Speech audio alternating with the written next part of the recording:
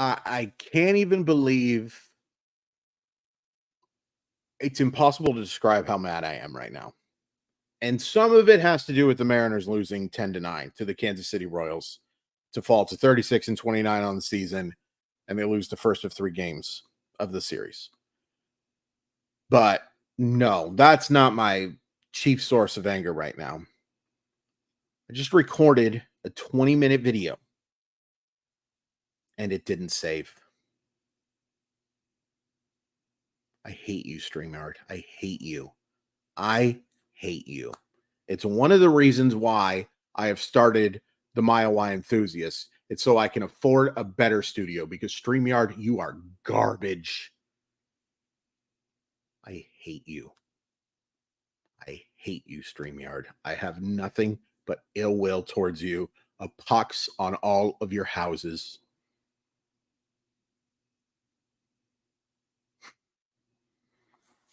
Let's try it again. Let's try it again. And if this one doesn't save, no one will even know, but I can't be responsible for the crimes that I commit. Mariners get 7 in the first. Mitch Garver walks with the bases loaded. Mitch Haniger doubles home. 3 runs with the bases loaded. Victor Robles doubles to center to score Haniger. And Ryan Bliss, congratulations, buddy, on your first MLB homer. It scores Victor Robles. It's 7-0 at the end of the top of the first. It's 8-0 at the end of the top of the fourth, because Ty France hits a ground rule double to score J.P. Crawford.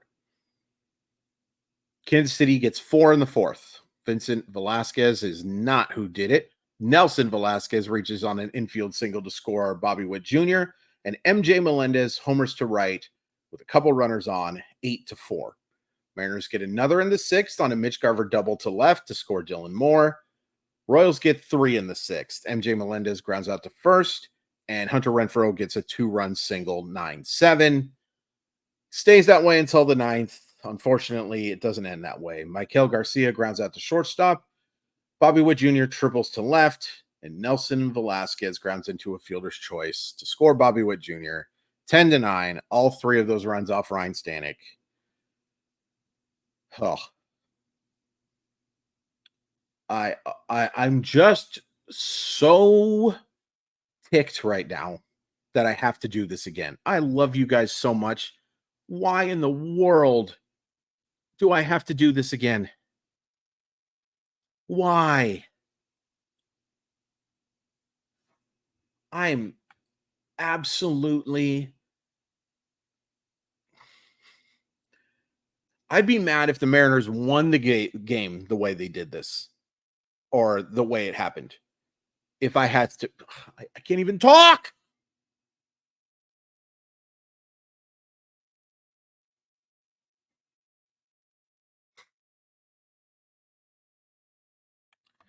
Simply Seattle provides the very best in Seattle sports gear. Awesome stuff for the Mariners, Seahawks, Kraken, Storm, Supersonics. You can find it all at Simply Seattle. Use code MOLLYWOP15 to save 15% off your order. MOLLYWHOP15. Link in the description. Thank you so much, Simply Seattle.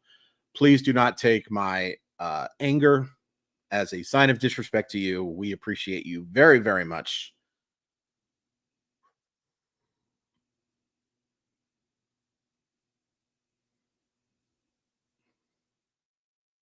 I don't know what to say.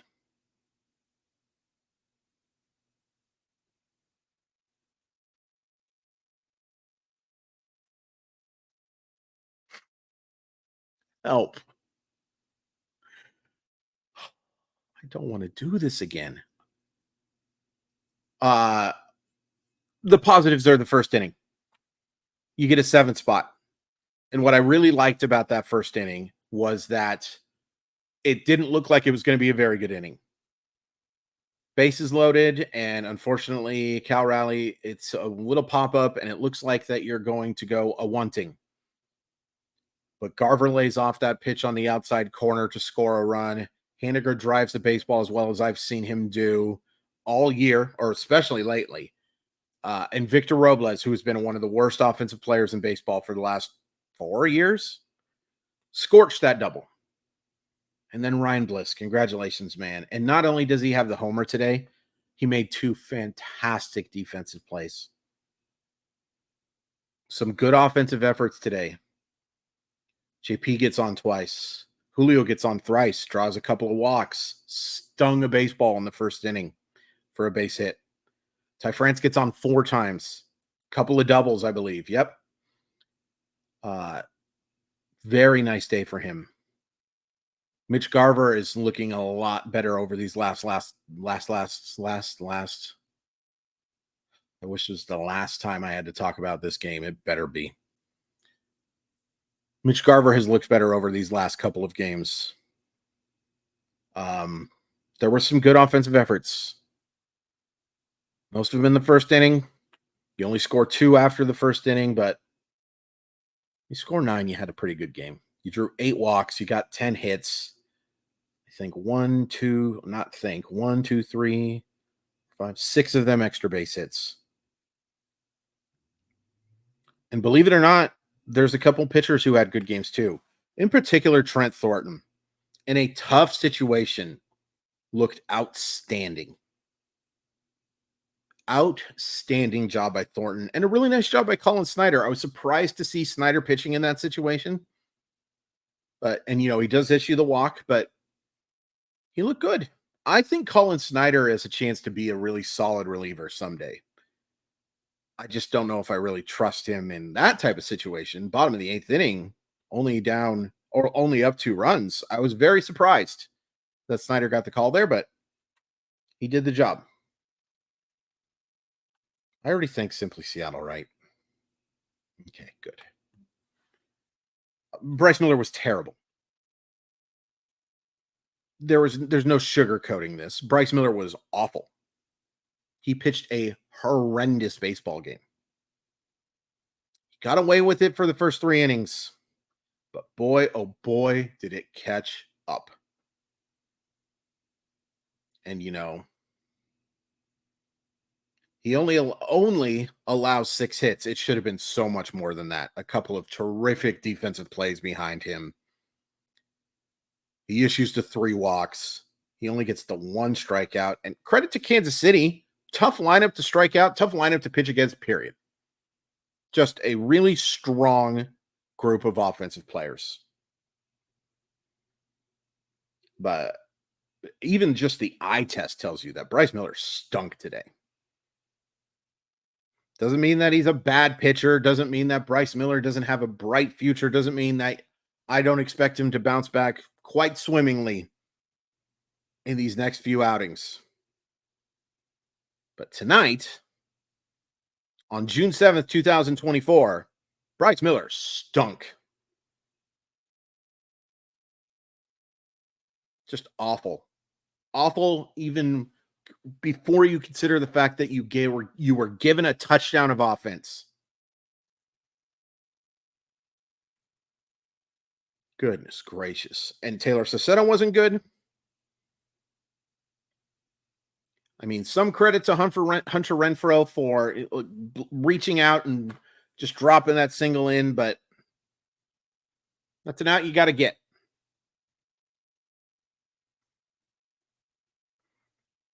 Ryan Stanek.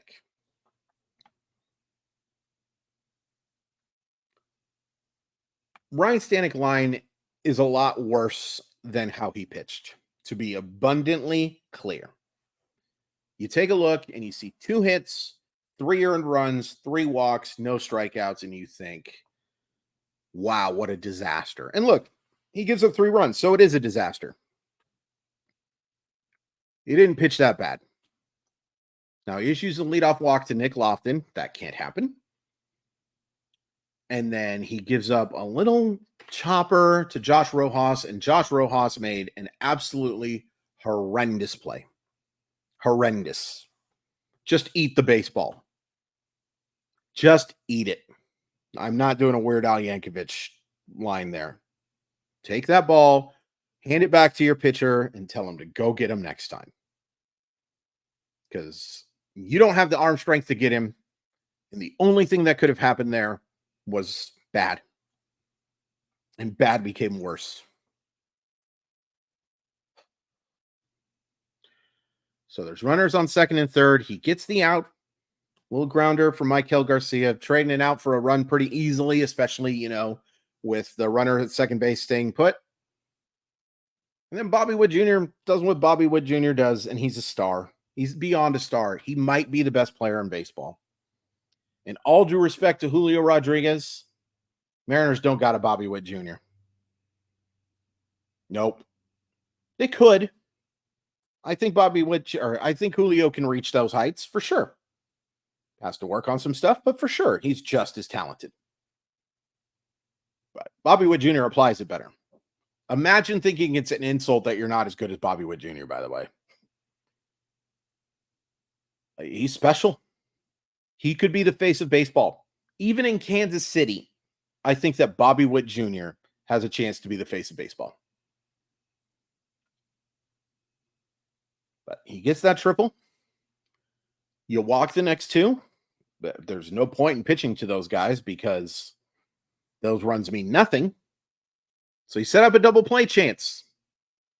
And Stanek made a pitch that should have gotten a double play. And folks, J.P. Crawford has to make that play. He has to. That is a tailor-made double play.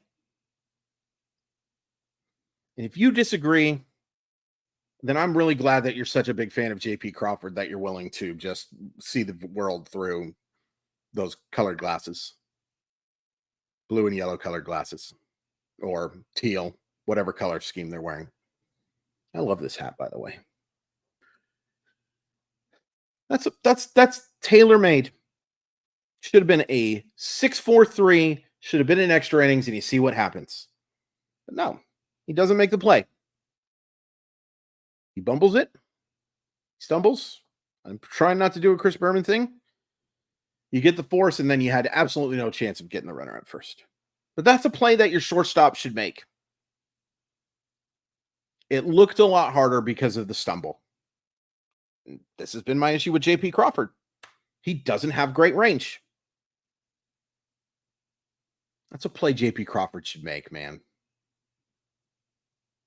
It's not the only reason they lost, of course.